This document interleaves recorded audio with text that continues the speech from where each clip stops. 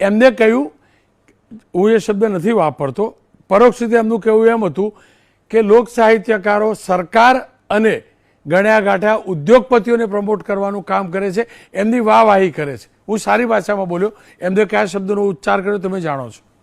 તારે એનાથી લાભ થતો હોય કાંઈ તો તું કરી, તું વળી શું કરે? તું કોકની કરે છે ને, તું કોકના હારું થઈને જ આવ્યો છે ને માયકમાં થઈ, જેના માટે તું ઓલા માટે બોલે છે એમ અમે એના માટે બોલી. હાલો, અમે નથી બોલ્યા એવું કાંઈ. ઉદ્યોગપતિને સપોર્ટ કરજો, ઉદ્યોગપતિને તમે માન આપજો, ઉદ્યોગપતિ મહાન છે ને આ ઉદ્યોગપતિએ દેશને આગળ લઈ લીધો છે ને એવું તો આપણે નથી બોલ્યા.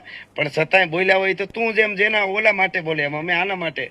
પણ એને અને પાછો તો કે ભોવાઈ કરે, એટલે ભોવાઈએ એટલે વ્યાસોએ આપણી હજારો વર્ષ જૂની પરંપરાને જાળવી છે રોનકભાઈ, આપણી અસ્મિતાને જાળવી છે. ગામો ગામ જઈ અને દરેક સંસ્કૃતિ સભ્યતા જે જાળવી છે એનું કામ કર્યું છે આ બધા કોઈ નડબજાણિયા છે એમણે કર્યું, પછી વ્યાસોએ કર્યું. તો એ બધા ભવાઈ કરે એટલે શું એમ? તો પછી એને ઘેરે જઈને કહી દેવાય. એને કીધું એનો હાલો એને વાંધો છે, ગમે એ કલાકાર જેને વાંધો હોય ઘેરે જઈને ભાઈ તું આ બંધ કર.